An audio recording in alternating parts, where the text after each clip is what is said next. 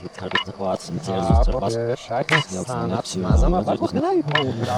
man kaut kā šķiet būtu forši, ka...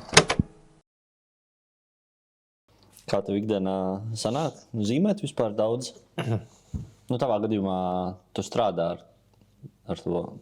Jā, tas ir mans darbs. Bet es domāju, drīzāk tāda dūdlošana, ne naudas pelnīšana, kur tu zīmē, tā teikt, sev pabarot dveselīti. Nē.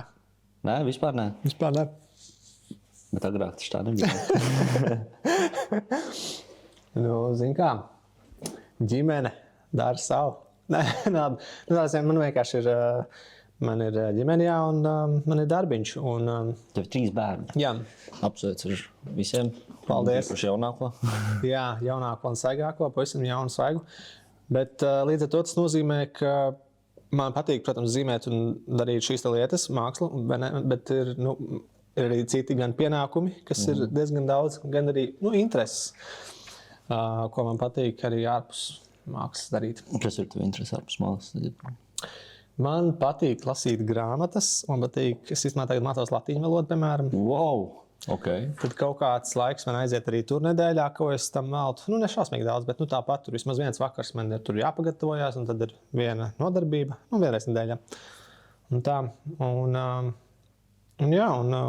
protams, ka arī vienkārši interesē kaut kādas, nezinu, lietas, kas ir vai pasaulē notiek, bet vai arī vienkārši, kas ir manām interesēm, kas ir, simbolisms, tur reliģija, vēsture, tādas lietas, un tad es viņus palasu vai kaut kā, to informāciju brīvajos laikos. Bet latīņu valoda ir pakārtota tam, jā?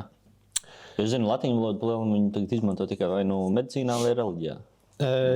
Jā, viņu, es nezinu, vai vispār kaut kur tā baigi tā kā izmanto jurisprudencē. Tur kādā ballītē forši pateikt kādu izmanto. Jā, viņi tā kā forši pateikt kādu teicienu, un tad visi domā, tu laikam intelektuāls. Bet tas varētu būt tas izmantošanas veids praktiski, bet īstenībā jau man vienkārši patīk mākslas vēsture, un tad es, teiksim, skatos. Kaut vai es tagad biju nesen tajā Florencē, ko es to minēju, un tur es ieeju baznīcā, un tur ir kaut kāds latīņu teksts, pie tā mākslas darba. Tie mākslas darbā iekšā.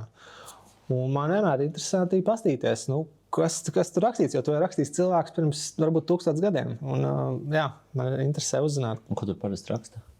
Tur nav man vienmēr šķiet, ka tas teksts apakšā pie tām vecajām gleznām pa lielam pasvītro tikai to, kas ir uzgleznots tur. Es pat nedomāju, tu domā apakšā, kur ir kaut kāds tur... Piemēram, glezna, jā, un apakšā ir uzraksts kaut kāds pāris vārdi vai ko. Man vienmēr šķiet, ka tas ir vai nosaukums vai kaut kas. Darba nosaukums.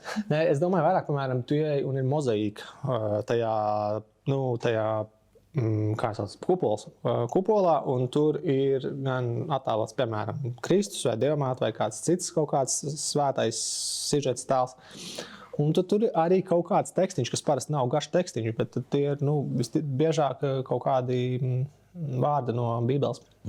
Vai kaut kāda doma. Un tad tu izdomāji, viss pienācis laiks saprast uzreiz, kad stāv, kas tur rakstīts. Jā, kaut kā pamazām tas tā nāca. Vienkārši kaut kā, interesējos pakāpeniski un kaut kā tā latīņu valoda pa laikam uzdūros, un tad es vienkārši Google Translate metu iekšā un skatījos, kas nozīmē. Un tad vienā brīdī man likās, bet būtu forši arī, zināt kaut ko vairāk. Ka es varu jau kaut kādas vismaz pamatfrāzes vai kaut kādus vārdus, ko es biežāk sastopam tajā kristīgajā mākslā atpazīt. Un,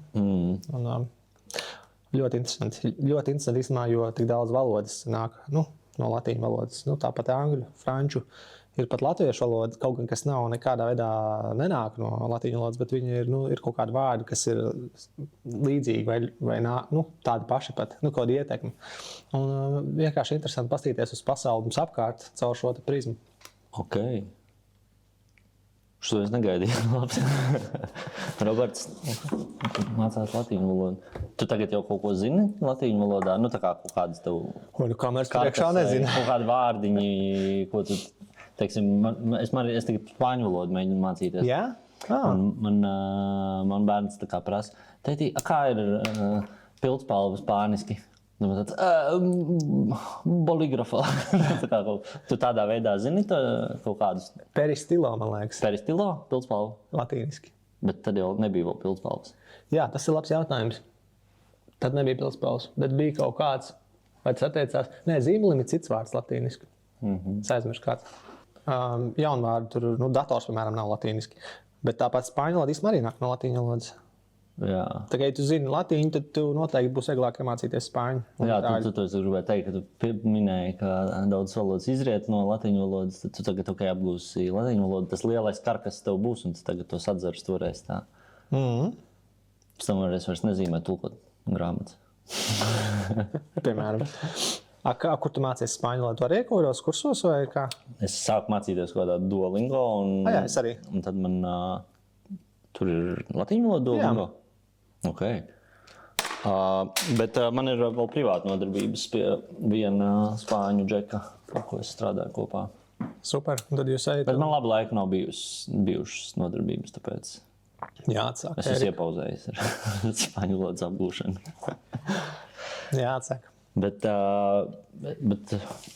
par zīmēšanu mēs mācījāmies mēs iepazināmies 2008. gadā, kad mēs bijām Angurē. Tu mācījies Rozentāļos 2. kursā, es mācījos Rozentāļos mazajā skolā 8. klasē. Tu vēl pirms rožiem bija kaut kur zīmēt? Uz kaut kādām palīgas skolām vai kaut kādiem kursiem? Vai? Jā, es esmu pabeidzis Rīgas mākslas skolu. Tad tev zīmēšana māksla vienmēr bijusi klātesoša, jā? Okay. Un pirms tam es pat gāju, tepat kongresnamā bija tāds mākslinieks Jānis Anmanis. Nezinu, vai tu zini? Jānis kā? Anmanis.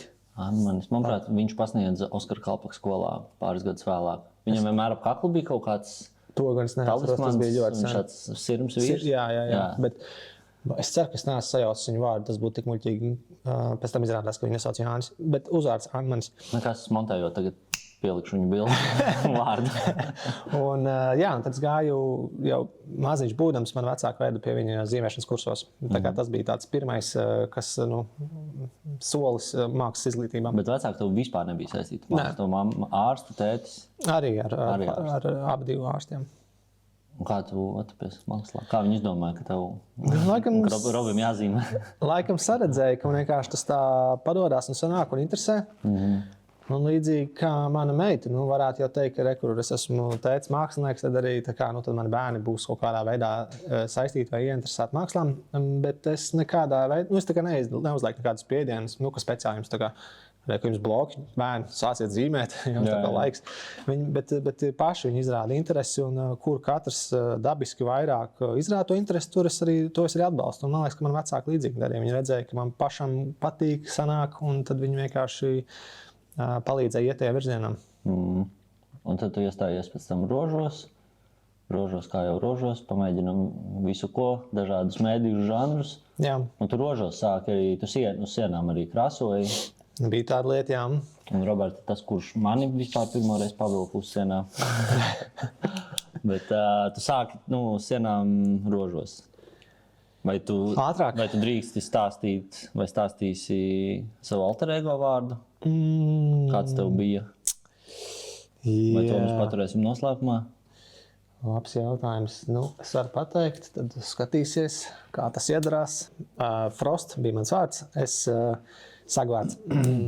Es nerakstīju daudz burtu, gandrīz vispār necik burtus. Veco laiku vārdā, tagad vari padomāt. Var aši uztaisīt kaut ko, burtus kāds.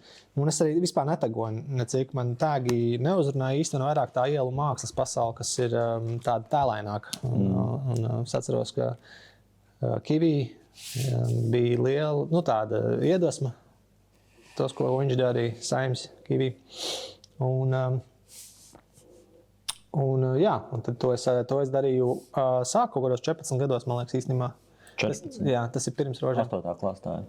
Jā, mākslas skolā bija tāds uzdevums, kur vajadzēja attēlot nākotnes pilsētu.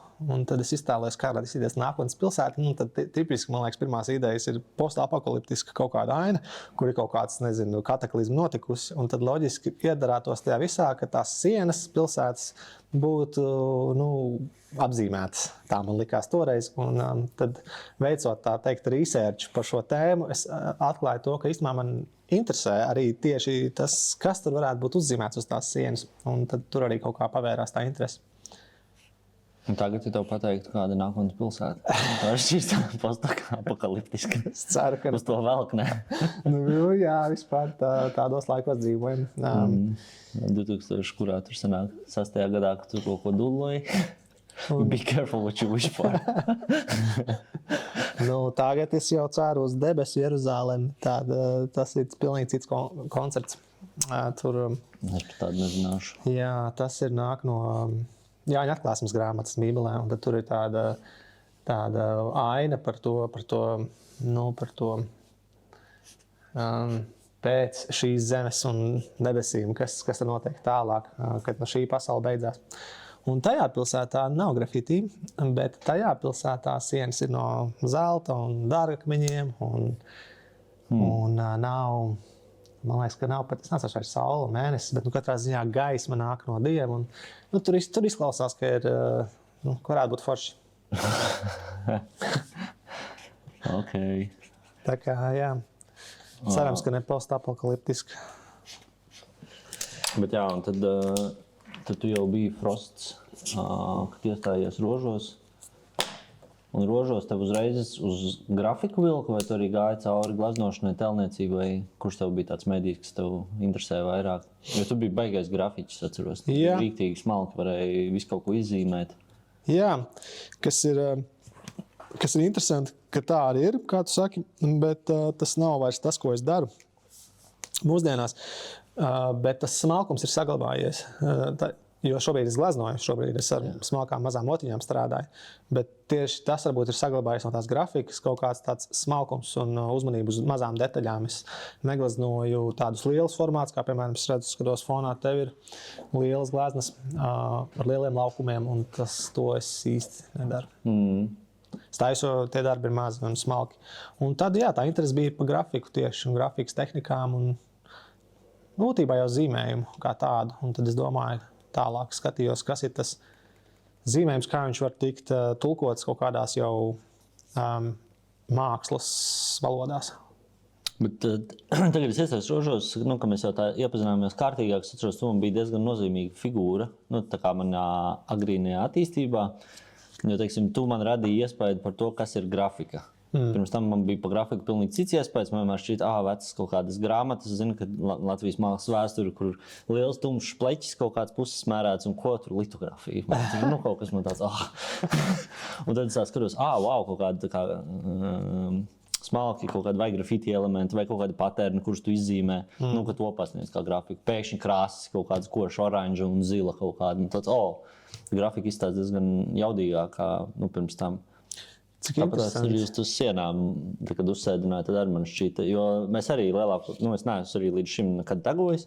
Man vienmēr tieši tas mākslas aspekts vairāk daudz interesēs, vai kaut kāda tēla, vai kaut kas tāds, kas arī no tevis iegājies. Wow, redz, kā interesanti klausīties, ka, zini kā, tajā laikā tas jau sen, mēs vienkārši darām kaut ko, kas mums liekas dabisks vai, tajā laikā interesējošs, un jau nekad nezinu, kādu iespēju vai ieteikumu tas atstāja, uz kaut ko apkārtējo pasauli.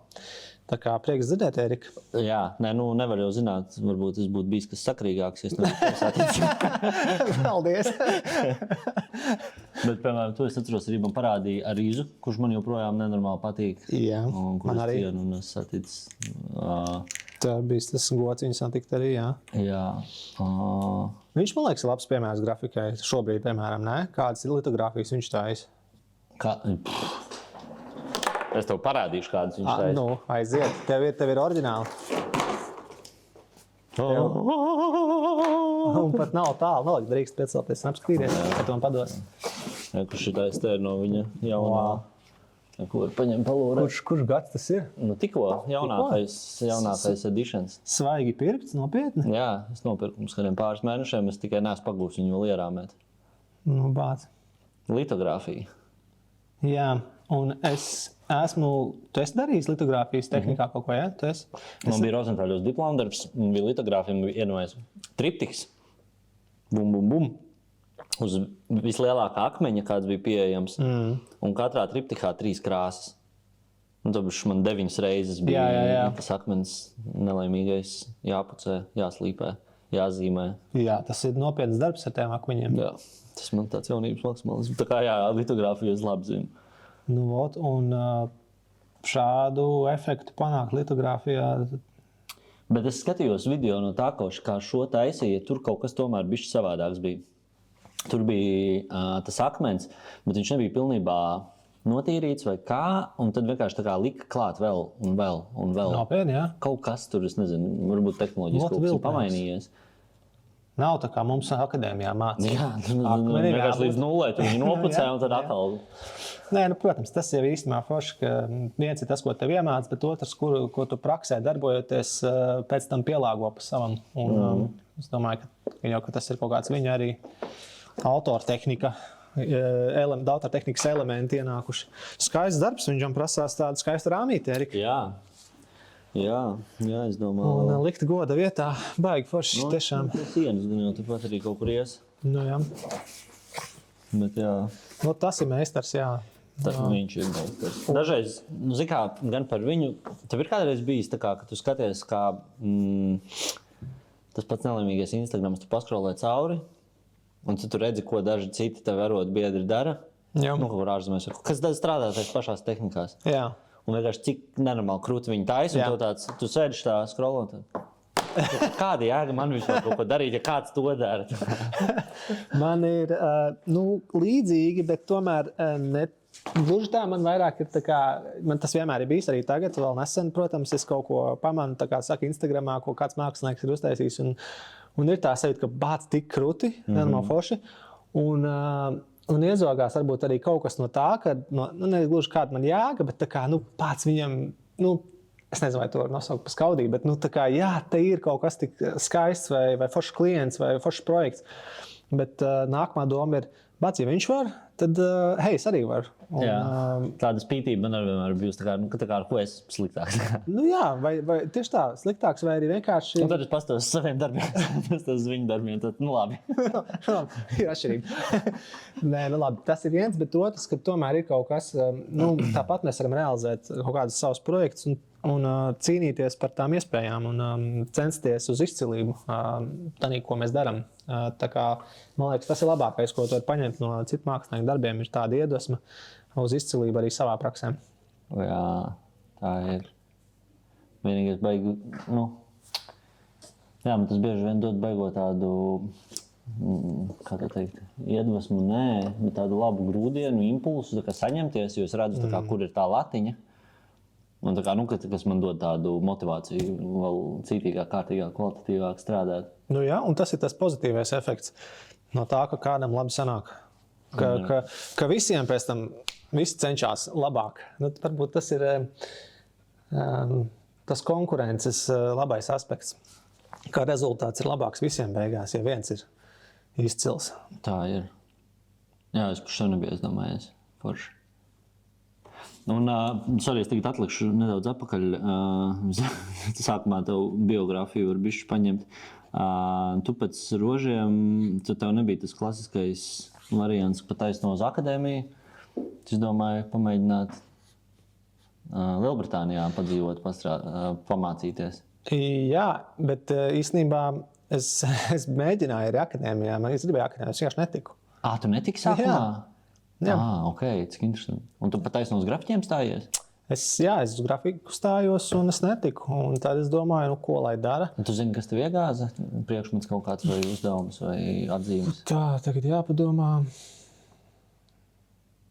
Es laikam īsti neatceros, bet nekas jau man tur ģeniāls nebija. Es jau neko tur spoži neizdarīju.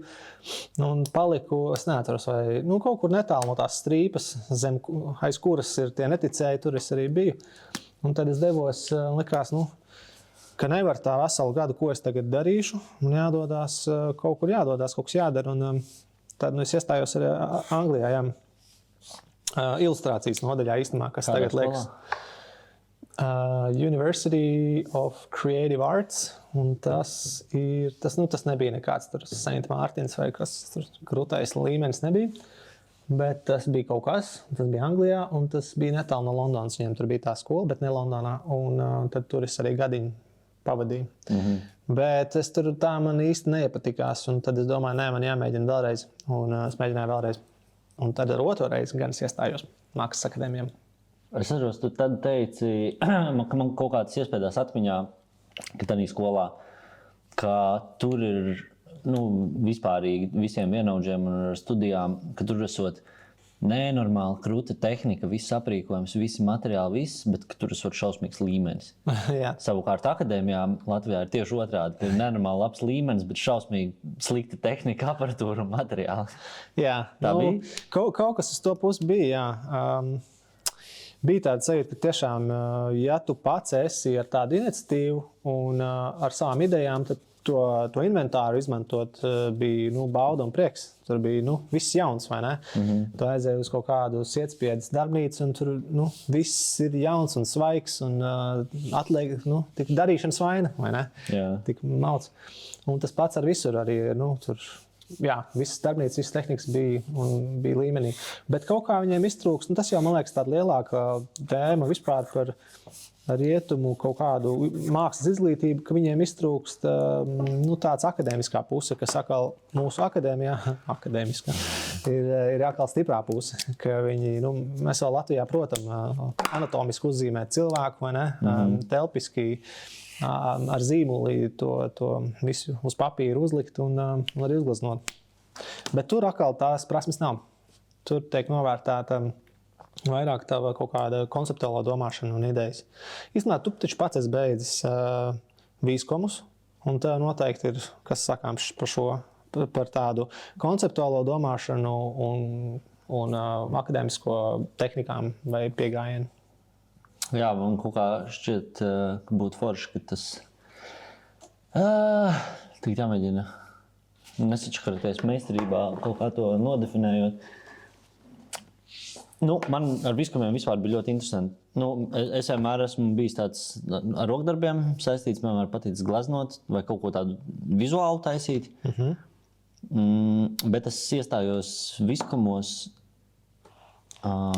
tikai tāpēc, ka rožas beidzot viskumu tika tanī laikā, vismaz, es nezinu, kā tagad, bet tika uzskatīts par tādu prestižāko nodaļu, vismilzīgāko konkursu, un cik tur cilvēku uz vienu vietu, un man tur bija tāds sacensības gars, uz tādu viļņu biju, rožas beidzot, mēģināšu tur, tīri sporta pēc, tā kā. Es iestājos, un burtiski kaut kādā pirmajā nedēļā es kaut kā sajūtu, tā kā, es laikam neesmu savā vietā, tā kā, tajā nodaļā. Bet tur kaut kā bija pilnīgi kaut ko citu no mums gaidīja, vai es atceros vienā no reizēm, es neatceros vairs, kurš pasniedzējs, bet pa lielam tas vēstījums bija, aizmirstiet visu, ko jūs pirms tam mācījāties, tagad treku širā. Jā. Un es atceros nodomāju, kāpēc tad mācījos pirms tam visu laiku? Vai ne? Nē, bet īstenībā tas ir tas pats, ko man teica Anglijā, kad mēs iestājāmies tad pirmajā nedēļā ar tāpat kaut kādu tur mācību daļas vadītāju, nezinu, vai kurš tur teica, pasniedzējs, ka tā kā jūs iedomājaties, ka jūs esat, tā kā kaut kāds tur māla vāze vai māla trauks, un mēs esam āmurs, un mēs jūs nākam un uzsitam par jums, un tad pēc tam jūs varat kaut ko būvēt, veidot no jauna. Tā kā, respektīvi, arī tas pats vēstījums. Tu aizmirsti to, ko tu esi līdz šim jau tā kā domājis, kas ir māksla vai kas ir kaut kas labs. Nē, to tu liec malā. Šeit mēs sāksim no jauna. Jā. Bet tad tas, ko es vēl noteikti pilnībā varu pieminēt par vizuālo komunikāciju maniem gadiem tur, es to nodaļu pabeidzu ar sakostiem zobiem, es atceros. Bet tagad, atskatoties, man tas tik vaiprātīgi vērtīgs laiks šķiet. Ka es tur tik daudz ko iemācījos, ne varbūt tādā tehnikas ziņā, bet tieši domāšanas ziņā. Un tas man šķiet ļoti vērtīgi. Un atgriežoties pie tā, ko tu prasīji, man šķiet, kaut kā būtu forši. To nevar tādā vienā kodolā ielikt cilvēkā, bet, manuprāt, ka tam jābūt klātesošam tādā mācību procesā. Tagad tu beidz to, ka tu dabūni no tās nodaļas to, un tad visus šos prasmes, meistarības skillus no citurienes. Jā, un tas ir stulbi, ir vai nu tas, bet gribētu tev vajag abus, vidusceļu. protams. Un man liekas, interesanti, ko tu saki, jo tas atkal man atsaucās, ko es domāju priekš sevis, ir tas laiks, jo tā, kad es iestājos otrajā reizē akadēmijā un tiku, es uzreiz arī domāju, labi, forši esmu ticis akadēmijā, izcili, izdaram šampi glāzi, bet ar to nepietiek. Man tā kā gribās arī kaut ko uzzināt no industrijas. Nu, kas tās radošās industrijas, kas būs tālāk, ko es darīšu, kā es varēšu nopelnīt kaut kādu naudiņu. Un tad es brīnumainā kārtā pieteicos un mani uzņēma dizaina studijā, kas saucās Asketika. Forši dizaineri veiksmīgi strādā. Un man pieņēma kā junior dizaineri uz puslaiku, jo es puslaiku mācījos akadēmijā un vienlaicīgi studēju un vienlaicīgi arī gāju uz Asketiku. Tas bija kurā kursā apmēram tu biji? Pirmajā es iestājos. Jau pirmajā kursā, jā? Jā, un uzreiz arī to sāku mācības un sāku darbu uzreiz. Un es teiktu, ka tieši tas laiks Asketikā, tur es biju kaut kādus 3 gadus apmēram, 3,5. Tas man bija tas, ko tu saki, ka tu atskaties un ir baigi vērtīgi, jo tev iedeva to domāšanu. Un tur man iedeva gan domāšanu, gan arī tehniku, kas man būtu vajadzīga, kas man ir vajadzīga un ir bijusi noderīga turpmākajā darbā. Tā kā tas bija baigi vērtīgi būt tajā, neteiksim, praksē, bet darbā, tajā vidē, kur ir īsti klienti, kur ir īsti projekti, kur ir īsti kaut kādi skili vajadzīgi, kas tev tālāk noderēs strādājot. Bet tu jau tad pirms tu stājies Asketikā, un kamēr tu vēl mācījies pirmajā kursā akadēmijā, tu apmēram jau zināji kaut vai to virzienu, kur tu gribētu būt un kas tev jādara, lai tu tur tiktu? Nē. Jo tu pieminēji, strādāt ar klientiem, un ko tas nozīmē, tu jau domāji, ok, tagad es beigšu akadēmiju, man vajadzēs kaut kādu darbu, kuras man būs jāpārdod kaut kāds vizuāls materiāls, kam vajadzēs klientus un tādā. Jā, apmēram tik lielojos vilcienos arī bija tā doma, ka kaut kā man būs jānopelna nauda, bet man nebija skaidrs. Bet tā nebija tāds, ok, Asketiks, grafiskais dizains. Vai es esmu grafiskais dizainers? Nē, man vienkārši bija tā doma, labi, man patīk zīmēt, bet kas būs pēc tam, kā es ar šo nopelnīšu? Kā es tā kā skolā mēdzu pārdot zīmējumus īstenībā savā klasē. Es uzzīmēju un klases biedriem pārdevu. Tā kā es biju kaut kādās tur pirmajās klasēs. Un es domāju, kā tagad, kad es esmu pieaugšu, kā tas būs? Es uzzīmēšu un tad es iešu. Hei, nevajag zīmējumu. un tad es domāju, bet es pazinu tādu Aigaru mani, kas man ir ļoti labi pazīstas, ļoti labs draugs. Izcils, es teiktu, Latvijas labākais dizainers. Un viņu es arī īstenībā iepazinu caur šito ielu mākslas lietu, atgriežoties pie mūsu pirmās tēmas. Es arī. Nu redz. Un viņš strādāja Asketikā toreiz. Un viņš vai aizlika kādu labu vārdu, vai vienkārši, es nezinu, bet tur es viņu iepazinu arī vairāk. Un tad man bija tā doma, kā vispār radošai pelnu, un es pazinu Aigaru, es zināju, ka viņš strādā, es iepazinos ar Aigaru, un es zināju, ka viņš strādā Asketikā, un es zināju, ka viņš ir dizainers, un viņš tur strādā un pelna kaut kādu naudiņu. Un es domāju, varbūt tas ir kaut kāds veids vai ceļš, un man jākļūst, ja ne pa dizaineru, tad vismaz jāiepazīst kaut kas no tās pasaules. Un tad, es tur tiku un iepazinu grafiskā dizaina pamatus, jo es neesmu dizaineris, bet es vismaz sāku iepazīt to vispār drēbi. Jā, bet tev, principā, sanāk, ka tu kad tu tur tiki sākumā, jau tev bija, negribot, piespiedu kārtā, tā kā bija dizaineris nedaudz vairāk. Jā. Bet tad tu tomēr saglabāji to savu mīlestību pret zīmēšanu. Jā. Un tad, principā, sanāk, vai kā Asketikam pienāca klāt tāds atzars kā ilustrācija? Jā. Tieši tā, jā. Viņi pamanīja un jau redzēja no paša sākuma, kad man nebija nekāda grafiskā dizaina portfolio, kad man bija tā darba intervija. Es varēju parādīt savus visus sketchbookus, savus visādas sietspiedes, visādas grafikas, kaut kādas bildes. Un to vienu darbu, kur tu biji savu alfabētu uzzīmējis? Jā, vai tas jau bija tad, kad es iestājos Asketikā? Ja nemaldos, tu minēji, ka tevi paņēma tur tikai dēļ tā darba, kuru tu uztaisīji, kamēr tu biji Anglijā. Tev bija tāds alfabēts. Jā, taisnība, tev taisnība. Jo es esmu vairākus alfabētus taisījis, tāpēc es tagad aizdomājos. Es domāju, tu runā par to pēdējo alfabētu. Tas bija... Nē, es teiktu pirmo. Jā, tas bija foršs darbs īstenībā. Kur viņš ir? Kaut kur tikai internetos gan jau. Ne, pat internetā nav. Viņš ir kaut kur manā kādā atvilknē putekļus krāja, bet... Bet vajadzēs viņu nofočēt tagad. ielikt. Tas būtu forši. Bāc, īstenībā man viņš jāatrod. Tas bija ritīgi. Man bija ļoti mīļš darbs. Es uztaisīju tiešām tādu lielu alfabētu, kurus vienkārši dažādos veidos katru burtu uzzīmē. Kaut kādus 5 A burtus, 5 B un tā visus alfabētu burtus un tādu lielu sietspēdus. Tagad jau cik gadi pagājuši, un tu to vari pilnīgi noteikti, manuprāt, pagaidām jau uzskatīt par vienu no nozīmīgākajiem savas dzīves mākslas darbiem, jo viņš tev pavēra daudz durvis vaļā vai ielika kādā virzienā. Tev viņš varbūt nepatīk, bet viņš ir nozīmīgs tavā daļradē. Jā, nē, vispār tā taisnība. Jo jūs tā uz to paskatās, ka tas ir kaut kāds veids, kā atvērt durvis tālāk, tad noteikti jā. Jā. Cheatcodes. Kur tu uzzīmē pats savu cheatcodu, lūdzu? Nē, tu jau nezini, kur tas aiznesīs. Tu arī tagad nezini, kur aiznesīs kaut kā šis projekts tev, vai ne? Tas ir interesantais dzīvē. Jā, bet tur tā lieta, manuprāt, tādos vecumos ir baigā burvība tajā, ka tu vari taisīt kaut kādu tādu darbu, tīri aiz mīlestības pret to arodu, nezinot, kā tas pēc tam materializēsies, kur tas darbs aizvedīs, bet tu viņu taisi tikai tāpēc, ka tu viņu gribi uztaisīt. Jā. Un tu nekad nezini, teiksim, redzi tavā gadījumā, tev viņš pavēra durvis iekļūšanai dizaina pasaulē. Jā. Tagad jau pasties 10 vai 15, 16, nezinu cik gadi vēlāk, tagad jau mēs netaisam vairs tādus darbus, jo tagad jau ir rēķini, ģimenes, laiks, grafiki. Tāpēc, jā, ja var, ko es gribu teikt, ka būdami, es nezinu, kaut kādi 18 gadīgi, 17 gadīgi, ja es varētu sev tagad pateikt, tā kā lūdzu dari maksimāli daudz kaut kādus vienkārši darbus tādus, kurus tev gribās vienkārši uztaisīt, viņi ir jādara. Ja es atceros baigi daudz, tad arī prokrastinēju, nedarīju vai ko. Bet man personīgi nebija jāsaka, ka viņi ir jādara. Tagad mēs runājam, un kāds varbūt šo klausīsies un dzirdēs tādu pamudinājumu, ka, hei, ej un dari savu lietu. Bet tad man vienkārši bija sajūta, ka nevar citādāk. Man ir kaut kādas idejas, man ir enerģija, man ir laiks, man ir iespējas, man ir kaut kas jāuztais. Man gribās uztaisīt kaut kādu to savu ideju realizēt. Un tas bija vienkārši, nezinu, vienalga, kāds tur maksās, nemaksās. Vispār nebija tā doma, vienkārši man tas ir jādara, jo man to gribās darīt.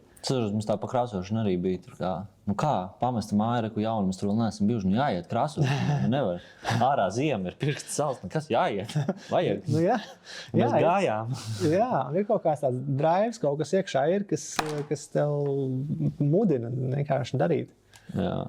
Un tas ir forši. To es arī noteikti novēlētu pilnīgi visiem, kas ir studenti vai mācās rožos, dzīvo pie vecākiem, savās istabās, taisa darbus. Noteikti iemačīt, cik daudz vien var. Bet arī tas turpinās. Tu saki, jā, mums tagad ir ģimenes, mums tagad ir rēķini, tās atbildības, kas ir tālāk dzīvē. Un lai gan es teicu, ka es sākumā teicu, ka es vairs nezīmēju priekš sevis, es tomēr dažus tādus savus iniciatīvas projektus arī parātam, bet mēdzu realizēt. Kas bija pēdējais? Es šobrīd īstenībā jau kādus sāku projektu pirms kādiem 3 gadiem, un es esmu viņu izdarījis kādus 15%. Opa. Tā kā tas tev vienkārši šausmīgi lēni to dara. Bet man ir tāda mīļa grāmata Gredzena pavēlnieks. Tev arī? Yes, savējais. Lūk, un tad ir, man jau sen ir bijusi tā doma, ka bāc gribētos kaut ko par Gredzena pavēlnieku tēmu uztaisīt. Bet ir jau daudz, kas ir izcili mākslinieki strādājuši pie šīs te grāmatas ilustrēšanas. Un es domāju, ka paskatoties uz to, jo senāk es domāju, jābūt forši tur parādīt tos notikumus, kas tur bija, vai ne? Kā viņi tur gāja tur vai piedzīvoja to, bet tas tagad skatoties jau ir izdarīts. Un tāpēc es tādu drusciņu citu ceļu eju, kur es tā kā iedvesmojoties no ikonām, pareizticības ikonām, apskatu, kā būtu šis stāsts pastāstīts, ja viņš būtu attēlots ikonās. Nedomājies, aiziet uz kaut kādu Gredzena pavēlnieku baznīcu, varbūt tas skan briesmīgi, bet aiziet uz kaut kādu vietu, kur tas stāsts būtu izstāstīts ne tik burtiski, kā viņi rekur tur, nezinu, tur satikās un gāja tur vai cīnījās ar tādu briesmoni, bet kas ir tā nozīme, kas ir tā stāsta jēga, ko vispār autors mums mēģina pateikt. Un līdz ar to tas arī ir ikonās bieži vien, ka tur tā kā ir ritīgi, viss kaut ko nozīmē. Viss, kas tur ir attēlots, tur ir kaut kāda simboliska nozīme. Un tas ir tas pieejams, ar kādu es cenšos arī tagad to Gradzena pavēlnieku stāstu attēlot 7 darbos, 7 gleznās, kuras ir kā puzles gabali, būs saliekams kopā un būs viens liels darbs, ko es kā printu domāju uztaisīt. Es iegādāšos. Es atcerēšos. Bet par šito, ko tu teici par to nozīmi, kas katrā, teiksim, tā ikonā varētu būt par kaut kādu konkrētu notikumu, es tieši šķirstot Instagram, rīlā vienā redzēju, man arī Gradzena pavēlnieka algoritms kaut kā tur ir iemēsījies. Un baigi labo vienu šo frāzi, kur kaut kāds džeks teica par Tolkienu, tieši konkrēti Gradzena pavēlnieku, ka tur ir baigā, kad Tolkiens baigo iekodējis vēl apakšnozīmi tam visam stāstam, arī konkrētajām lietām.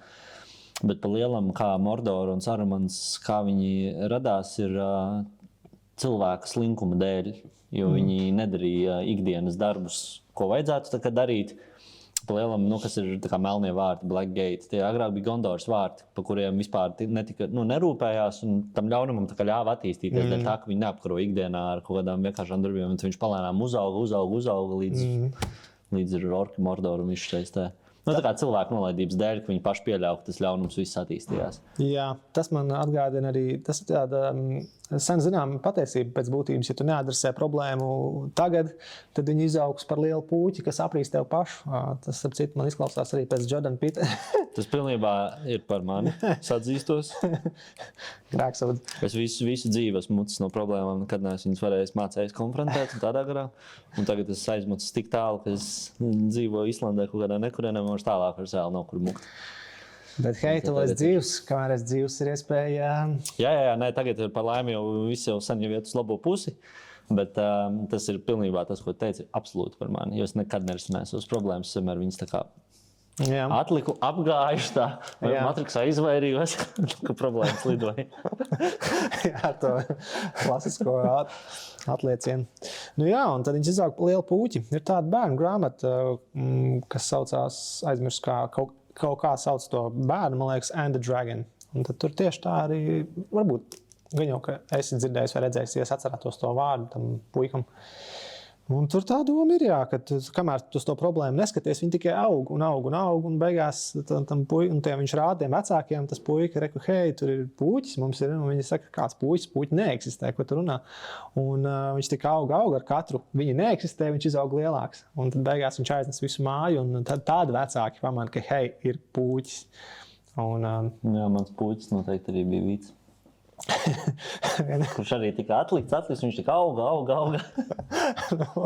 Un aizies tavu māju uz Islandi. Jā. No, tā. Interesanti. Tā kā tas ir tāds projekts, ko Ārprāt, pēc krūtis nevar sagaidīt jau. Lūdzu, ātrāk uztaisi. Es gribu redzēt. Es arī gribu redzēt. Es tiešām gribu redzēt, kā es to izdarīšu, jo man ir īstenībā viss sazīmēts. Man ir pat skiču stadijā. Nē, pat vairāk. Man ir sazīmēts, es vispār strādāju uz papīra, es gleznoju papīru. Un tad es uzzīmēšu papīru vispirms, ko es gleznošu. Jā, pagaid pierakstīšu, lai mēs atceramies.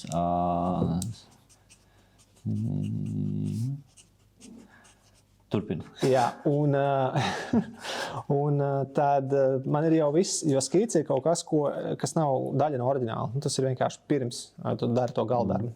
Bet man ir viņš jau tādā stadijā, ka man ir jāatliek ņemt tās otas, jaukt krāsas un gleznot. Un viens no viņiem man jau ir uzgleznots, viens no 7.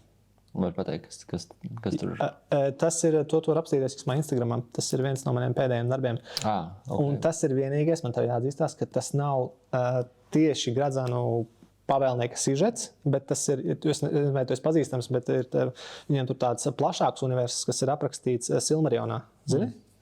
Tolkienam ir Gradzena pavēlnieka notikumi, jā, baigi forši, bet viņš tad uztais tādu citu darbu, kas saucās Silmarions, kur viņš visu to tās pasaules, visu to pasauli pastāst, kā viņa radās vispār, kas tur notika, visu tādu savu mitoloģiju uzbur. Un tad sanāk, ka, ja mēs skatāmies uz to tās pasaules notikumiem chronoloģiski, tad Gradzena pavēlnieks ir kaut kā tas galiņš, ja? Un tad tajā Silmarionā ir rakstīts viss, kas ir pirms tam noticis, līdz tam Gradzena pavēlniekam.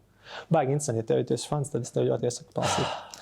Un tajā darbā es attēloju tā kā, to pasaules rašanos vai kaut kādu daļu no tās pasaules rašanās. Un tad tur bija tā doma, viņam ir, viņš kā kristietis, te viņš tur arī visādas paralēlas valk ar kristīgo stāstu. Tolkiens bija, jā, katols. Un tad viņš tur ir tās pasaules rašanās, kur viņam tur ir viens dievs, kurš rada tur tādas, tā kā eņģeļus vai garīgas būtnes. Un tad caur dziesmu, interesanti, ka viņi caur dziesmu radīja visu universu. Viņi tur dziedāja dažādas tēmas, un tur bija arī sliktais viens, līdzīgi kā mums pazīstamajā bibliskajā stāstā. Viens tur bija tāds lepnāks un gribēja savu lietu bīdīt, un tas tur atkrita, un pēc tam ar to viss cīnījās. Un Saurons, starp citu, ir viņa ģenerālis. Viņu sauc Melkors. Viņš bija viņa kalps, Saurons bija vienkārši kalps tam Melkoram. Ok. Jā. Tas nozīmē arī, ka viņš nebija vienīgais kalps viņam. Nē, tieši tā, bet viņš bija vienkārši ģenerālis. Nedomājies, tev ir prezidents, un tad tev ir armijas ģenerālis. Viņš bija armijas ģenerālis. Es neesmu gan lasījis grāmatas, bet man ļoti patika seriāls Game of Thrones. Protams, līdz pēdējai sezonai. Tu esi redzējis? Jā. Un ir viens tāds superīgs kanāls YouTube, saucās AltXY, kaut kas tāds. Es tagad izlecu priekšā. Un tas kanāls baigi forši, viņš dīpdaivo ļoti daudzās sērijās, notikumos, tēlos, un viņš izskaidro viņus balstoties uz grāmatām, kā tas Sārā Martins viņus aprakstīja. Un tad ir viens riktīgi foršs video par The Real Westeros. Kad ir pa lielam, kad ir tas... Nevis Westeros, kā sauc to pasauli Game of Thrones? Nepateikšu, tā bija Westeros, vai tad nebija visi? Jā, tā bija tikai viena tā daļa. Jā, Westeros, iedomājies, ir tā daļa, kur notiek viss seriāla, viss par un ap seriālu, bet tas video apstāsta visu pārējo pasauli. Kādā Game of Thrones tie notikumi ņem vietu. Tas ir aptverot arī visas tās daļas, kas nav daļa no Westeros. Tieši tā pāri okeānam, visa lielā zeme, un tur stāsta par attālām zemēm, visādiem radījumiem, kas tur mīt un dzīvo un tādā garā. Un tik nenormāli vaiprātīgi interesanti, es to noteikti aizsūtīšu noskaties. Man ļoti patika ieteiktākais komentārs, kas bija, ka, principā Game of Thrones tika uztaisīts, tas seriāls stāsts tika uztaisīts par visgarlaicīgāko vietu visā tajā pasaulē. Zini, un tāda pati sajūta, pareizi, ka tu atcerēji, iedomājies par to, ko es teicu par to Gredzenu pavēlnieku. Man bija tieši tāda pati sajūta, ka es izlasīju kaut kādas ļoti sen jau apakaļ to Silmarionu, ka Gredzenu pavēlnieks ir tiešām bez mazai, tie notikumi ir tik maza mēroga. Tas būtu tā kā, Latvijas un pasaules vēsturi. Kā tu ieteiktu lasīt, teiksim, ja cilvēks vispār Tolkienu nezin, kā mēs lasām, viņi saka, mēs lasām Silmarionu, tad Hobbitu un tad Gredzenu pavēlnieku? Labs jautājums. Mana secība bija Hobbits, Gredzenu pavēlnieks un Silmarions. Jā, tieši tā. Mana secība bija Gredzenu pavēlnieks. Gredzenu pavēlnieks. Basta. Bet 3 grāmatas izlasīja, Jā, bet tas bija super sen un tā vairs nav patiesība. Jā, bet... Es filmu fans, esmu arī nenormāls. Jā, izcili Pītera, kā viņam, Džeksons uzvārds? Jā, izcils viņas bija. Bet man vispār, zini, kas par lietu, tu teici arī tagad sākumā par to, viena no tām interesēm ir, kad lasu grāmatas. Jā. Mana grāmatu lasīšana vienmēr ir gājis vaiprātīgi grūti. Es nekad neesmu bijis lasītāja tips. Jā. Man ir šausmīgi grūti veltīt laiku, daudz sēdēt, lasīt, gulēt, lasīt. Un man parasti tā, tikko kā es sāku lasīt, man automātiski sāk nākt miegs. Vienalga, cik interesanti grāmata. Kurš tu esi pirmais vai otrais bērns ģimenē savā? Tev ir... Man ir ļoti dīvaina ģimene. Bet tu saviem vecākiem biji pirmais bērns? Tētim otrais, mammai pirmais. Labi, tad es nezinu. Never mind. Nē, vienkārši es esmu pirmais, un tad es, tā kā mani bērni, tad es redzu kaut kādus tos patērnus, ko mēdz arī tā parādīt un tā. Par tiem, kas ir pirmie, kas ir otrie, kas ir trešie, ir kaut kādas līdzības vienkārši. Un tad pirmie, arī mana meita šobrīd ir super lasītāji. Un labi, es viņu tur tas brīdis, kad es sāka bērnu lasīt ap 5-6 gadiem, tad es viņu tur bišķiņ pamotivēju, bet ļoti bišķiņ. Tagad viņa vienkārši pati visu laiku grib palikt ilgāk augšā un lasa grāmatas, un tas ir fantastiski. Neko nevajag nemotivēt, neko viņa paši vienkārši. Es gribētu lasīt grāmatu, neatlasīt grāmatu. Bet viņa ir pirmais bērns, un es arī esmu pirmais bērns savā ģimenē. tur kaut kas ir. Tur ir kaut kāda tāda disciplinētība tiem pirmajiem, kas spēj vienkārši apsēsties un lasīt un darīt. Es nezinu, kā tev disciplīna citās tavās dzīves jomās. Paliek labāk, bija briesmīgi. Nu, tad varbūt vienkārši tā ir tā nevis lasīšana, bet tā ir kaut kāda disciplīna vai spēja noteikt uzmanību vienā vietā. Tas arī, bet man vienmēr ir bijis bail veltīt, 6 stundas, teiksim, kaut kādai grāmatai, kas izrādās pilnīgs draņķis. Beigās. Man tā, vārds, es nosēdēju viens pats klusumā, tik ilgi lasīju, un beigās tad vienmēr tas paliek, puse vai mazāk. Tāds, jāpabeidz, ja reiz tik tālu ticis. Un tu lasi vienkārši dusmojies, kāpēc tu lasi. Bet kā tu Gredzenu Falnieku izlasīji? Ja tu pirmā grāmata, pirmās 50 lapas ir kaut kāda vispār tur dalienas vēsture par viņu pīpes zālīti, kā viņi tur to izgudroja un atrada. Es nezinu, kā es izlasīju. Labākais tas, ka es knapi atceros vispār. Es tev filmu varētu atstāstīt par dialogiem. Filmus es redzēju, es nezinu. Grāmata, jā, es zinu, kaut kāda ir izlasīta, bet tas arī viss. Ja tu man tagad paprasītu, kā kvizā, klausies tagad no grāmatas jautājumi, es tev nevarētu atbildēt gan uz ko. Ja tu man paprasītu par filmu, es tev mierīgi, es tev prasīju extended versiju, ne extended. Kas bija tur un kas nebija tur ārpēc. Nē, man ļoti patīk filmas, bet es gan neatceros tik perfektos notikumus, bet es esmu to grāmatu lasījis daudzas reizes, visas 3 daļas. Un pat klausījies audio grāmatā, vienkārši tagad, kamēr es glaznoju, vienkārši uznāk vēlme. Es gribētu atkal to stāstu kaut kā dzirdēt, un nav laika lasīt. Labi ideja audio grāmata, tas ir veids, kādā es varētu patērēt literatūru. Vienkārši glazno un klausies fonā. Jo es klausos parasti kaut kādus podkastus vai vienkārši kaut kādus. Podkasts jau tas pats vien ir pēc būtības. Bet tā kā tu esi vairākas reizes lasījis jau to grāmatu, un tad tu klausies audio grāmatu. Es vienkārši vienmēr skatos audio grāmatas, tā kā, cik tur 7 stundas, 11 stundas. Man tās, nevar būt, ka visa grāmata ir 11 stundas. Tik ātri. Un tā arī ir? Tā arī ir. Un, piemēram, ja tu tagad atvērtu grāmatu, ieslēgtu audio grāmatu, viņš tiešām ir izlasis katru teikumu? Nav tā, ka viņš izlaiž katru info? Nē. Okay. Mums jāpamēģina. Un kas vēl ir šokējošāk, es esmu līdzīgi arī izlasījis Bībeli, bet es arī noklausījos Bībeli. Un izlasīt man prasīja gadu. Jo es pamazām katru dienu bišķiņu izlasīju. Tā nav vieglākā literatūra, teiksim tā. Bet noklausīties viņu var super ātri. Viņu nav nemaz tik daudz. Noklausies kaut kādās, tur nezinu, arī tā kā tu saki, 7 stundās visu Bībeli. Okay. Tā kā lasītājs neizlaiž. Nē. Okay. Un man tas arī pārsteidz, ka īstenībā, it kā liekas tāds struggles, veselu gadu lasu, bet īstenībā tur ir 7 stundu, labi, varbūt 10, es nezinu, cik precīzi, bet, katrā ziņā maz. Jā.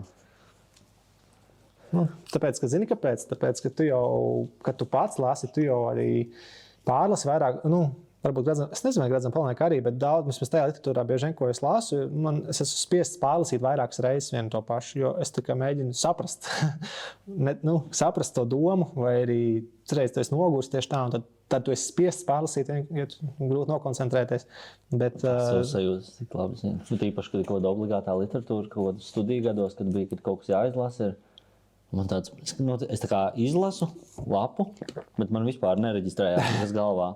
Man tāds, es zinu, ka es izlasīju, tā kā, piemēram, var aiziet uz ko, nezinu, kontroldarbu eksāmenu vai ko, man tāds, es varu turēt grāmatu, pasniedzēju, es izlasīju, bet es neatceros, kas tur ir. Un man arī bijis tā, ka es izlasu, un man pilnīgi dusmas ir tā kā, Erika, kas bija pēdējā lapā, es neatceros, un tad es vēlreiz lasu to pēdējo lapu. Man ir baigi grūti ar to lasīšanu. Nē, varbūt bērnībā, kad man mācīja lasīt, es atceros vienkārši sajūtu, ka man pila asaras. Ai, bija jālas. Jā. Man tas pa matemātiku ir drīzāk. Jā, nē, par to man nav problēma. Ar to man bija problēmas. Var redzēt, viens nemāk lasīt, otrs rekni. Tā mēs tas esam. Es gribēju paprasīt tev, tu pieskāries tam par to darbu, ko tu tagad sāki. Tad tev bija viens darbs arī iesākts, kur bija tā animācija kaut kāda, kur tu biji jau storyboardus sataisījis. Sen jau? Pirms gadiem 3, 4. Kur tev bija kaut kāda savā animācija, kur tu biji izdomājis. Man ik pa laikam kaut kāda animācijas uznāk vēlme uztaisīt kaut ko, bet tas nekad nav rezultējies nekam taustāmā. Okay. Es domāju, pirms 3 gadiem es neatceros, kas būtu kaut kāda animācija. Es atceros, ka tu biji uz šitās te Lāčplēša ielas, ka jums makanā telpas bija. Jep. Nevis vecās telpas, bet jaunās telpas tuvāk logiem ielai. Tad es atceros, ka man rādīja to storyboard, un es pat neatceros, kāds tas sižets bija. Bet tas tāds projekts, laikam, tā arī, kur nav... Jā, acīm redzot, ja viņu nespēja atcerēties, tad acīm redzot, viņš ir palicis tur storyboard līmenī. Un tad ir vēl viena lieta, ko es gribu paprasīt, ka tu pats pieskāries par to darbu. Es tev gribēju paprasīt, kā tev tagad ir ar no A līdz Z, teiksim, tevi uzrunā klients, līdz brīdim, kad tu viņam aizsūti rēķinu, tas process, tev sākumā pasaka, vai tēmu, vai uzdevumu, vai ko. Kāds ir tava secība tavai strādāšanai? Par skiču izstrādi kaut kādi vairāki varianti, kā tas notiek profesionālajā ilustrācijā?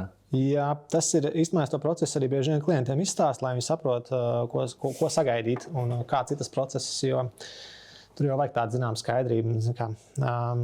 Tas process man ir diezgan līdzīgs vienmēr. Es sāku ar, tad, kad mēs esam vienojušies ar klientu par visiem tehniskiem jautājumiem, par laikiem, naudām, tēmām un tā tālāk. Izmantošanas tiesībām, tad man ir tā tēma, kuru es risinu viņu tādās super maziņās skicītēs, kas ir pastmarkas lieluma, es viņas saucu, jo viņas tiešām arī ir pastmarkas lielumā. Un tur es iezīmēju tik tādu pilnīgi lielos vilcienos rough ideju vispār, par ko mēs šeit runāsim.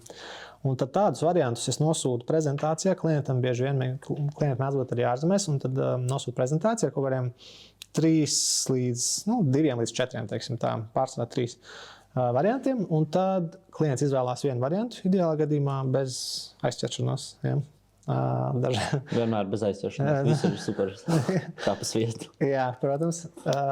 Un tad nākamajā stadijā, ja es saku, forši, mēs ejam ar šo variantu, tad es to variantu izstrādāju jau tādā lielākā skicē, kas jau ir kaut kādi 10, 12 centimetri, jau tur var jau izzīmēt jau kārtīgi to. Tur pirmā pastmarkas skica, kur tev vienkārši nokomunicē ideju. Jā. Un tas, ko izvēlas, tu jau taisi bišķi lielāku. Jau lielāku un jau skaidru kompozīciju, kā tad tur būs, tad, kā es to laukumu aizpildu, kā tā ideja tiek jau atrisināta, jau tādā skatāmā versijā. Un tad, kad arī tas tiek apstiprināts, tad es taisu krāsu skici. Un krāsu skici es taisu vektoros. Tas ir ar ilustratorā. Un tur es vienkārši arī iezīmēju krāsu laukumus. Tā kā būtībā pārvalku to skici. Bet, lai klientam ir skaidrs, kuru kāda krāsa ies un kāda būs tā kopējā sajūta par to. Jā. Un tad es ceros, ka tad ir apstiprinājums arī tam, jā, foršas krāsas, forši. Ejam priekš, tad es taisu to gala darbu, kas ir glezna. Pēc tām krāsām un tām skicēm, ko mēs esam vienojušies. Tā kā klients ir informēts un lietas kursā visu procesu laiku, nav nekāda nepatīkama pārsteiguma.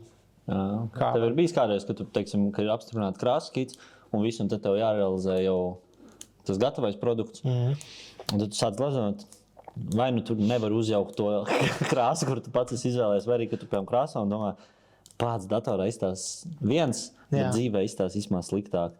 Vai tu vari iet atpakaļ un viņiem rakstīt, hei, klausies, sāk gleznot, neizskatās tik labi kā skicē, varbūt pamainam šo krāsu. Kaut kāda tāda tev... Ar lielajām krāsām, jā un nē, jo es mēdzu arī būt tā, ka drusciņi atšķirās tas gala darbs no tās pēdējās krāsas skices, jo, teiksim, es procesā, tā kā tu sāk gleznojot, redzu, ka īstenībā varbūt šeit drusciņi labāk, tas tonis būtu nedaudz citādāks, vai pilnīgi cits, nevis zils, bet sarkans no sērijas, bet tad es parasti kaut ko ļoti maziņu, tā nebūs lielā sajūta par to krāsu, jo par to mēs esam vienojušies. Teiksim, ja fons, kas ir liels laukums, ir, nezinu, zaļš, tad es viņu netaisīšu dzeltenu. Bet, ja ir kaut kādas, varbūt, kaut kādas mazas niansītes, ko es tā kā pamainu, pielaboju. Bet tas ir iespējams uz papīra, bet otrs arī, mēs dzīvojam mūsdienu laikmetā ar tehnoloģijām, man ir Photoshops, un tad es varu kaut ko arī drusku pamainīt tajā ekrānā. Un dažreiz mēdz būt tā, ka oriģināls mazliet atšķirās no tā, ko es nosūtu, jo vienkārši es... Tev arī nesprinters. Jā, es Photoshopā kaut ko bišķi piečinīju. Jā. Un tad tu aizsūtīji... teiksim, tev klients ir, nezinu, New York Times vai kaut kas tāds, tu aizsūti viņiem PDF failu, vai es nezinu, kādu PNG vai kādu tur sūti, ko viņi var izmantot, publicēt, bet glezna jau paliek tev. Jā. Tu viņiem to nesūti? Nē. Tev mājās ir krājās jau, jā? Jā, man krājās. Viņi neprasa, lai tu atsūti, ka viņi grib, teiksim, birojā pielikt? Vai tas ir tas, par ko tu vienojies jau sākumā, ka, hei, glaznojums paliek pie manis, jūs dabūnat autotiesību? Tieši tā. Tas ir tas, par ko es vienojos jau sākumā, jo man ir gadījumi bijuši, kad ja jāpraksta līgums. Tur bieži vien ir tāds punkts klientiem, ka tā kā visi darba laikā radītie materiāli ir pieder klientam. Bet tad es viņiem saku, hei, tā var būt, bet tad to papildus samaksa. Jo tas oriģināls paliek man. Tas ir mans īpašums. To es varu, pat ja jūs esat nopirkuši autortiesības, kas nozīmē, ka es varu tikai publicēt to darbu, pateikt, ka es esmu autors bijis, bet es ar viņu nevaru neko citu vairāk darīt. Tas ir pieder jums. Tāpat oriģināls paliek man. Bet tas man ir jānokomunicē pirms pāraksta līguma. Teiksim, ja tagad tev sagribās izstādi uztaisīt, tu vari uztaisīt izstādi no... Man kādreiz būs izstāde nākamgad. Pēc ļoti drīz, pēc 2 mēnešiem, apmēram 3. Okay. Un gandrīz ar visiem maniem oriģināliem. Ne ar visiem, bet ar ļoti daudziem. Lielāko daļu. Kur tā izstāde būs? Es ceru, ka šoreiz, kas izlaidīšu to pirms izstādes, lai... Es arī ceru. Kad un kur tev viņa būs? Viņa būs 12. februārī, būs atklāšana. 12. Un Zuzeumā. Ok, Zuzejā. Zuzejā, jā. Ok. Un tur arī būs gandrīz visas manas gleznas. No klientiem, ko tu strādāji? Jā. Gradzam pelnēs līdz tam vēl netaps. Tas viens darbs, par ko es minēju, tas tur būs. Pārējie vienkārši nav uztaisīti un nebūs arī nepaspējuši. Jā. Bet es kā reiz šobrīd tūlīt tieši mājās un pabeigšu gleznu plakātam šai izstādē. Tu apsoli? Jā. Un tad tas arī būs. Es domāju, ka tā, ka šis būs ārā, tad jau tas jau būs nopublicēts, tas plakāts un aicinājums uz izstādi. Ok, labs. Tā kā prieks par to. Tas ir tāds īstenībā liels notikums priekš manis, jo es neesmu nekur izstādījies pēdējos nezinu cik daudz gadus. Idiomas sen. Jā, un tas bija pirms kādiem 10 gadiem, vairāk. 12 gadiem. Man liekas, 12 vai 13 gadiem. Tas 12. Aiziet. Tikpat tuvu, cik Arīze mākslinieks. Man ir savā. Tikpat Arīze. Laimes putnu mērikam no Robčika. 29. maijs, 15. gads. Damn, tev ir pat ieraksts. Es vienmēr paprastu cilvēkiem ierakstu. Cik forši. Pareizi dari. Tu esi tālredzīgs. 15. gads? Jā. Tad 11 gadi. Laiks skrien, ne? Wow. Jā, man ik pa laikam vēl cilvēki, kāds, ko es iepazīstos, vai kāds paziņas, man zina, atsaucās tieši uz šo projektu. Tā ka tas arī ir kaut kāds viens no tiem, tu minēji par tiem projektiem, kas ir tādi būtiski mākslinieka biogrāfijā. Jā, tas šis noteikti ir viens no tiem, to es piekrītu. Jā, šis te bija baigi labs. Un tik tūs tam, manuprāt, tādam vidējiem skatītājiem. Jā. Bet vēl viena lieta, ja reiz es te pievilkos klāt, tu biji viens no dibinātājiem, varbūt nedaudz atcerās, Poppers. Jā. Cik jūs tur bijāt sākumā, kad 7 cilvēki, kas to izdomāja palaist? Jā, iedomājies 7 dibinātāji. Vesela komanda. Roberts, Maija Kuršava, Andrejs Lovrinovičs, Klaus Loris, Tron. 5, Roberts Galviņš. Un kaut kāds noteikti vēl. Es ļoti atveru. Jā, Artūrs Koršs. Un Koršs, jā. Šireiz bija, es atceros, kad iznāca. Kurā gadā tas bija arī kaut kāds? Tur nav vēl gads ierakstīts. Tas ir pats pirmais, ko tu tur rokās šobrīd. Pats pirmais, bet es neredzu, nav nekur gads. Vēsturiski materiāli tev, Ērika, saglabājušies. Es visu taupu, man ir bibliotēka. Pats. Nav gads rakstīts. Labi, gan jau internetos. Kā mēs nelikām gadu? Es nezinu, jūs tavu mīt. Pasties, kādam vēl ir... Pilnīgi amatieri. Kādam vēl ir e-pasts ar @inbox.lv. Jā, man arī ir. Klaus Loris @inbox.lv. Labs, Klaus. Varbūt Klaus vēl izmanto pagaidām. Man nav nekāda aizsprotuma par inbox, ok? Aizdesosim inbox. Jo man ir tā kā pirmais... Reku, te ir 2. Manuprāt, man bija katrs Poppers. 3. Mans vāks, starp citu. Tavs vāks, starp citu. Šis. Kaut kur pa vidam ir vēl, bet baigi daudz tie Popperi. Bet vienā brīdī, jā, es redzu, kad tas Poppers iznāca, man bija tāda baigā bijības sajūtu uzreiz par tādu ilustrāciju kā lietu. Un uzreiz bija arī tāds bāc gara step up my illustration game. Kā to Latvijas pateikt? Tā kā, vajag bišķi saņemties to ilustrāciju, jo man arī bija tāds, es gribētu būt nopublicēts arī kādā. Jo tā bija tāda vesela, es nezinu, kustība, ne kustība, bet bija tāds baigais, tāda atmosfēra laba, kas man asociējās ar zīmēšanu, jo bija visu laiku kaut kādi tie pasākumi, kas notika. Un tad tu kaut kā redzēji tai zīmēšanai kaut kādu, ne tā kā virzienu, bet tādu checkpointu, kur, teiksim, ja tu kaut ko dari, strādā, tu vari kaut kā tur ieslīdēt vai tur atzīmēties. Nebija tā, ka tu sēdi savā notībā zīmē, un tas tur arī paliek. Bet, ka bija kaut kas parādās, kaut kur realizējās. Jā, un tas jau arī kaut kā iezīmē to vietējo kultūru, kas mums šeit ir. Ka ir kaut kāda, cilvēki kaut ko dara, vai ne? Un ir kaut kas taustāms pēc tam. Tas man liekas forši. Jā, tas ļoti vērtīgi man šķiet. Un sākumā arī jūs tikai melnbaltu laidāt. Jā. Es ļoti spilgti atceros, teicu, jā, vienmēr būs tikai melnbalts. Trešajā numurā jau krāsnēs. Mēs tā teicām? Jā. Jā, nē, tas bija baigi labs. Jā, kaut kas tur bija labs. Tur galvenie tie kūrētāji, Maija Kurše un Andrejs, viņi ir ar ritīgu enerģiju un nodevušies. Tā kā viņi bija galvenie dzinēji šajā projektā. Jā, bet ar laiku tas projekts sāk mainīties. Tāpēc, ka viņš palika tāds, zini kā, cik nejauši uzšķīrās. Bum, vai ne? Tur nebija grāmatzīmīt. Cik nejauši uzšķīrās. Jā, tie ir manējie. Tā ir. Nē, zini kā, tur jau... Bet viņš palika ar laiku tāds ļoti nekonceptuāls, tāds laikmetīgs. Es nezinu, tur pazuda man tāda ilustrācijas vienkāršība, kaut kāda tāds ilustrācijas, tāda naivā ilustrācija.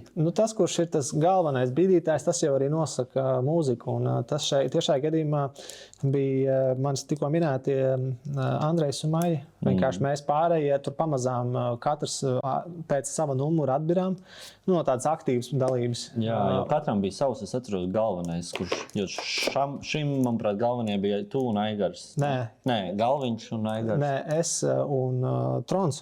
Tu un Trons. Un Aigars dizainē vāku. Jā, šeit tu dizainē vāku, savukārt galvenais, kurš izvēlējās. Labi, mēs jau laikam visu neatcerēsim. Es neatceros no galvas. Cik nejauši uzšķīrās. Ļoti labi. Lūk, tā kā... Jā, bet vienkārši mainījās tāpēc, ka atbir tie pārējie dalībnieki. Un ar laiku zuda enerģija. Un tie pasākumi notika retāk. Jā, diemžēl tā notiek ar lietām, kas ir balstītas entuziasmā. Jā, bet šitais jau ir apsveicam, jo, manuprāt, produkts bija ļoti kvalitatīvs un cik numuri, cik izlaists. Es pat nezinu, es vienā... Šitie daži, kurus ātri izvilkt, tur pa vidam bija vēl kaut kādi. Jā. Maija ar Andreju tur tālāk pārņēma to stafeti pilnībā, man liekas, divatā, un tad viņiem bija vairāk arī ļoti tehniski interesanti atrisināt, kā tur viens man īpaši palicis atmiņā, kā viņš tur no kādām 3 grāmatām gandrīz sastāvēja.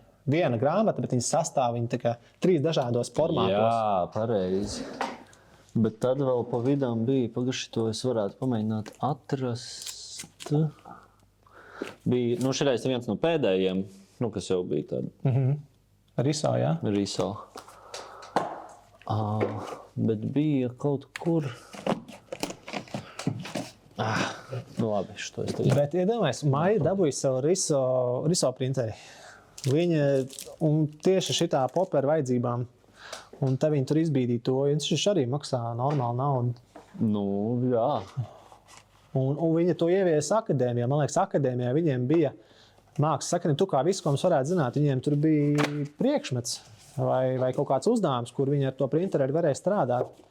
Ja tāds dzinējspēks ir bijis, manuprāt, vispār Latvijas ilustrācijas nozarē. Jā, mums... Paldies Maijai Kurševai. Noteikti. Arī ieraksts ar palūdzu.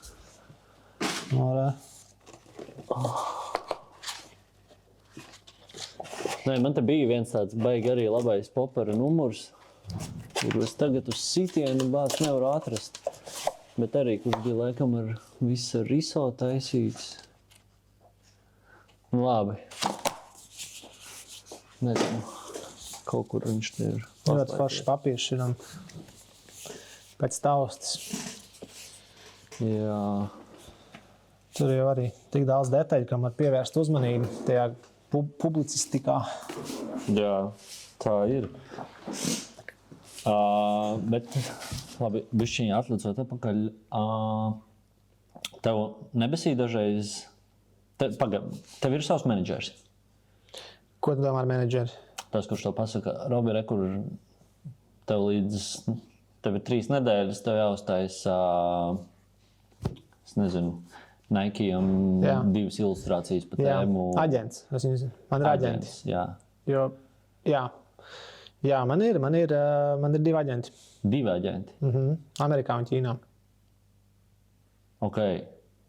Tad tu regulāri strādā gan ar Ķīnas auditoriju, gan ar Amerikas auditoriju? Neregulāri. Nav tā, ka man katru mēnesi no viņiem ienāk kaut kāds projekts, bet tik pa laikam. Ok. Un tā arī ir. Aģents tev visu izkārto, vienīgais, kas tev ir jādara, jāzīmē. Jā, tieši tā. Viņš zina, cik tu gribēsi saņemt par to. Mēs par to vienmēr izrunājam. Viņam ir tā, ka viņš, piemēram, ko dara aģents profesionālam ilustratoram, viņš tev sazinās, pasaka, Klau, Robi, ienāca piedāvājums, cik mēs par šo prasām. Apmēram. Un viņš runā ar klientu, viņš visu kārto, tu pa lielam tikai pasaka ciparu un viss. Jā, tieši tā. Jo tavs nosacījums viņš zina visu, kurš tu minēji pirms tām, ja? Jā, tieši tā. Viņš jau pasaka man pirmkārt laiku, vai es esmu brīvs, vai es varu šo vispār izdarīt. Es saku jā vai nē, un tad mēs runājam tālāk par budžetu, kas ir... Citreiz ir klients, kas nāk uzreiz ar savu budžetu un saka, ka šāds mums ir budžets, un tad vai tu vēlēsi šo darbu. Citreiz biežāk, gan, protams, ir tā, ka mēs sakam savu budžetu. Un tad mēs vienojamies ar aģentu pirms tam, un tad aģents iet pie klienta, un tad tur tālāk notiek tas negotiations. Un tāda man pēc tam tik informē, vai projekts notiek vai nenotiek. Es biju pie tevis praksē kaut kad overpriced laikos, kad bija vēl iepriekšējās telpas. Es atceros, tad tu minēji, tā kā es strādāju pie tā, lai dabūtu savu aģentu. Tā kā, ka man tik ļoti besīja visi šitie e-pasti, kā visiem māksliniekiem. Un tagad tev ir veseli 2 aģenti. Jā. Kaut kas ir izdarīts. Un tagad es meklēju jaunu aģentu. Ok, kur? Amerikā man... Vēl vienu? Es gribētu nomainīt īstenībā. Viņi jau atšķirās arī, un viņiem tur tas specifika arī atšķirās. Un tas aģents, pie kā es šobrīd esmu nedaudz tā kā sāk, vai iet jau tādā citā virzienā, kas man liekas nav īsti tik saistošs, un tāpēc es gribētu, varbūt ar citu. Bet te viss ir latviski, es pratīšu, ko es runāju. Jā. Neskatīsies. Varbūt varēs šantažēt. Jā. Forši, es pieļauju, tas baigi atvieglo. Jo vienīgais, principā, kas tev paliek, ir strādāt un postot. Kā tev ar postošanu iet? Švaki iet. Jūs pieļaujat tev, kā ļoti daudziem citiem māksliniekiem riebjās postošanu un tāda sevis, pasties, reku mana lapiņā.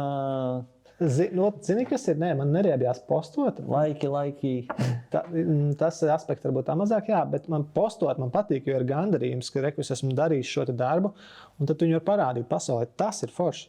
Bet man nepatīk spiediens, ka es esmu jau parādījis šo foršo darbu, bet man pēc 2 dienām atkal kaut kas jāieposto. Un pēc 2 dienām atkal kaut kas jāieposto. Ka man vienkārši visu laiku kaut kas jāieposto. Man vienkārši postot, man nav nekāda problēma forši, bet vienkārši tas, ka, lai es vispār, tagad tie algoritmi ir, kā saka, tā uztaisīt, ka tur ir vajadzīgs tā regularitāte. Un nepietiek to, ka es reiz mēnesī kaut ko ielieku, kas īstenībā ir tas sweet spots, kas man būtu. Es reiz mēnesī, varbūt 2 reizes mēnesī varētu kaut ko iepostot. 2 reizes mēnesī jau ir. 12 posti gadā, manuprāt, ļoti ok. Bet tā arī man līdz šim ir bijis. Tur ir ļoti daudz Instagram profiļu klausās, kārtos, ko viņi runā. Vai ne? Mēs esam varbūt kaut kā tur vecā paudze, kas tā kā 12 postu gadā, dinozauri. Jā, un tad tāds... Baigi psīks gads bija. 12 postu. Bet tā man īstenībā sanāk projekts, apmēram 1 projekts mēnesī. Augstākais 2 projekti, ļoti rēti 3 projekti mēnesī. Bet daudz to projektu arī tādu, kurus tu neposto. Jā, ir arī projekti, kurus nepostoju tieši tā. Tieši tā ir laba daļa, ko es nenopostoju. Bet dēļ tā, ka tev varbūt tas nešķiet kā portfolio darbs, vai arī dēļ tā, ka klients saka, ka šito nedrīkst, šoreiz tikai mēs postojam šo? Gan ir bijis diezgan daudz, jā, kas ir tādi, kas varbūt mākslinieciski un estētiski nav tik interesanti, kas ir tādi korporatīvāki vai komercionālāki. Un tad, es jau esmu tāds estēts un viņš arī perfekcionists, tad man liekas, šis nav mana feeda vērts. Bet pēdējā laikā es esmu izvilcis pat kaut kādus tādus un metis savā feedā, jo esmu arī bijis konsistences algoritmam vergs, vai kaut kāds kalps, un tad man vajag, man nav ko likt. Tad es ielikšu kaut ko es nekad neesmu licis, ko es darīju pirms 5 gadiem, piemēram, no sērijas. Bet ir arī projekti, kuru klienti pasaka, piemēram, tas pats Apple, kas saka, ka ne, mēs neko, šādi noteikumi, lai ar mums strādā, taču noteikums tāds, ka tu nekur nedrīkst postot šo. Un sākumā ar viņiem bija tāds līgums, ka vispār nekad nedrīkst nepostot, ne pat pieminēt. Tagad, piemēram, es tikko pieminēju. Es tieši vai prasīju, kas tad šis ir? Ka to pat nedrīkst pieminēt, bet tagad ir bišķiņ maigāk, ka es drīkstu pēc 5 gadiem no darba nodošanas brīža darbu parādīt, bet es nedrīkstu teikt, priekš kā tas ir un kādam projektam. Es tikai drīkstu parādīt, hei, kur ir zīmējums, ko es uztaisīju. Man jautājums, bet vai tu drīksti par viņu?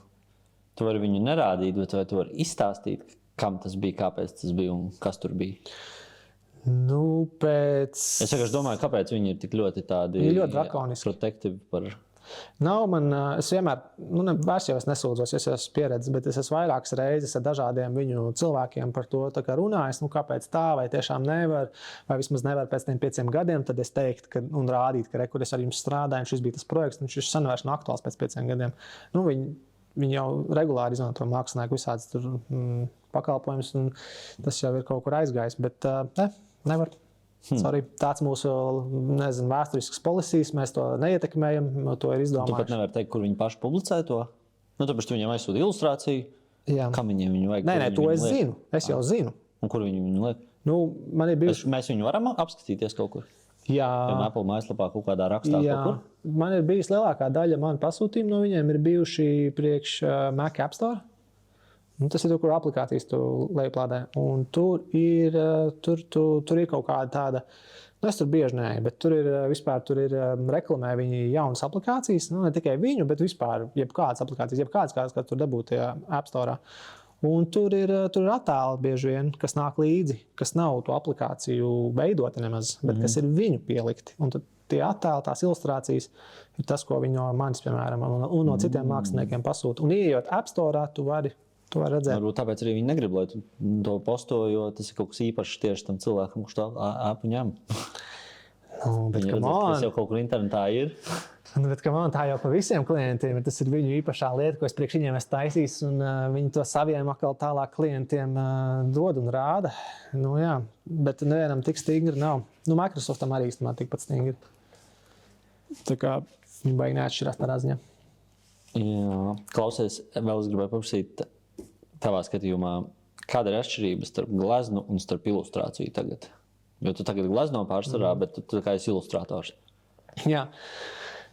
Es varu teikt nekāda arī, bet jo mūsdienās tās robežas vairs ir tik grūti nospraust.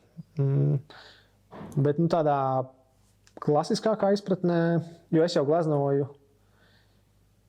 tas, kas man liekas atšķir, ir ne tik daudz tā tehnika, cik saturs. Parasti mēs runājam par saturu, kas ir raksturīgs māksliniekiem un gleznotājiem, vai kas ir raksturīgāks ilustratoriem. Un tad tas tipiskais nošķīrums ir, ka ilustratori ir tie, kas ir vispār klasiskais, ar ko man šeit akadēmijā stāstīja, ka tas ir vairāk grāmatu ilustrācija. Tāda ilustrācija, tātad tās ir grāmatas. Mēs runājam par kur jebkuru grāmatu tu ņem, un tad tur ir teksts, un viņam klāt nāk attēls. Bet skaidrs, ka arī šīs robežas sen jau ar digitālo ēru nav vairs aktuāls, jo ir ilustrācija tik daudz, kur. Viņi ir tikko es pieminēju App Store, tu nokačāt aplikāciju. Viņi ir jebkur, un līdz ar to tā vairs nav tikai grāmatu ilustrācija, bet tas ir kaut kāds komercionāls pasūtījums. Varbūt tad tur ir tā robeža.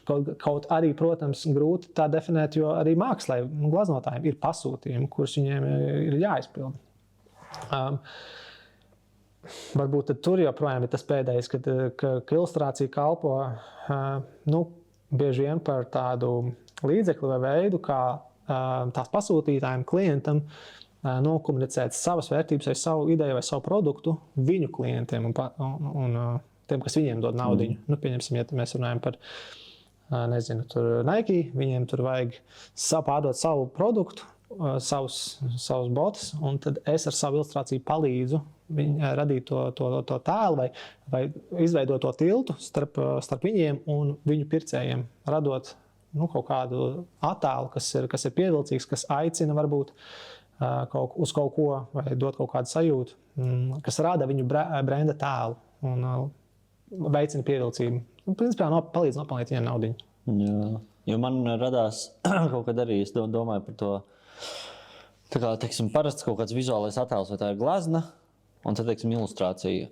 Es nezinu, kāpēc, no kura brīža es par kaut ko tādu iedomājos, izdomāju, bet es kaut kā nospraudu sev, ka ilustrācija ir kaut kas tāds, kas sevī nes vairāk informāciju nekā vienkārši kaut kāds attēls vai kaut kāds vienkārši gleznojums.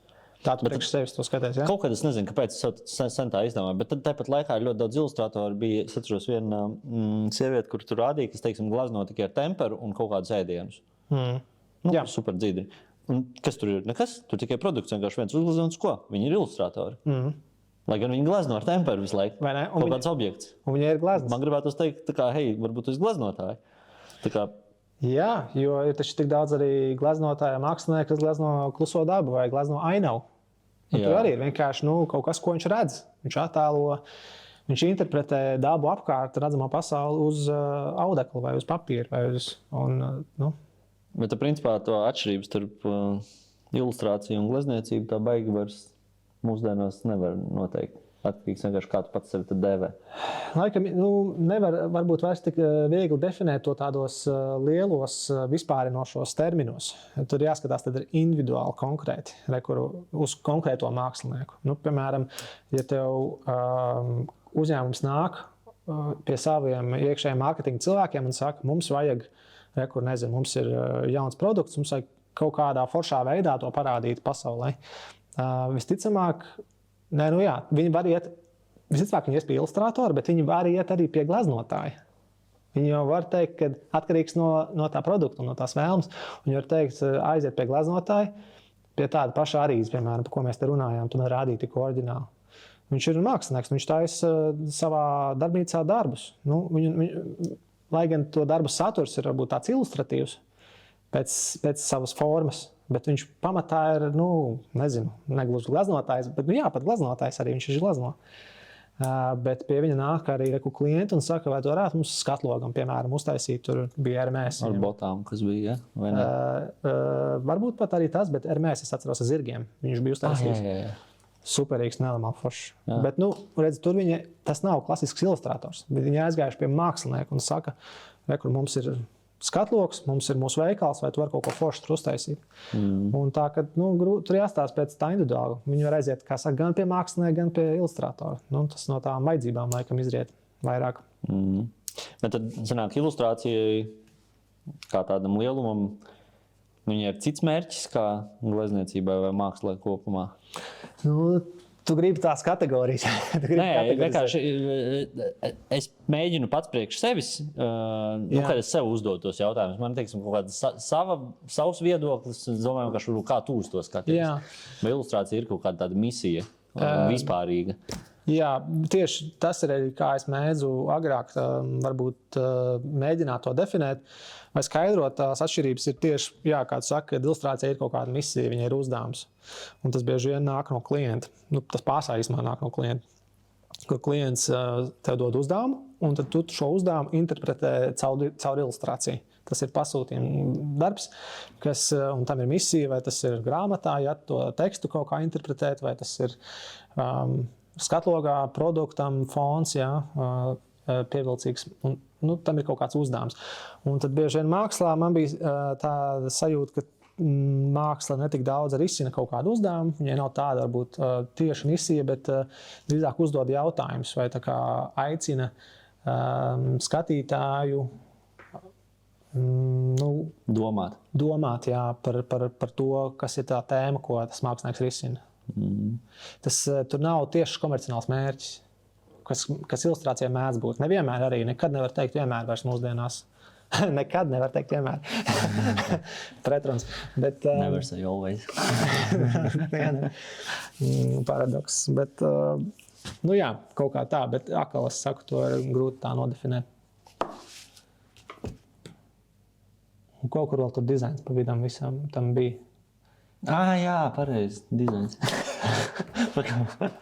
Kaut kur tur. Nu, ka Vienādojumā. ilustrācijas sanāk vairāk, zinu, lūkojos, kā uz, ka viņi ir pa vidu starp dizainu un mākslu ilustrācija. Jā. Jo dizains ir kaut kas, kas risina klientu problēmas, nu, kaut kādā veidā. Un tad tā ilustrācija ir kaut kur pa vidu. Viņi nav pilnīgi dizaina pusē, bet viņi nav arī pilnīgi mākslas pusē. Viņi risina kaut ko, bet viņi arī ir tomēr gana brīva un savās izpausmēs. Skaidrs. Nu, šņurējam. Tev nav jāskrien. Skiris pat neesmu pulksnī skaties, tev vajag lielu pulksni fonā. 2,15. Man baigi vajag stolati.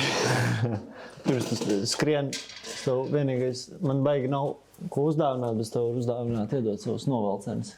Noteikti, Ērika, paldies tev. Man žēl, ka kāpēc es neiedomājos? Man taču arī ir kaut kādas kartiņas vai kaut kas, ko es varu atnest. Man ir markas. Tu zināji, ka es esmu markas? Jā. Es varēju markas atnest. Tas būtu kolosāli, jo man, ja nu kas joprojām eksistē šāda lieta. Voilà. Wow.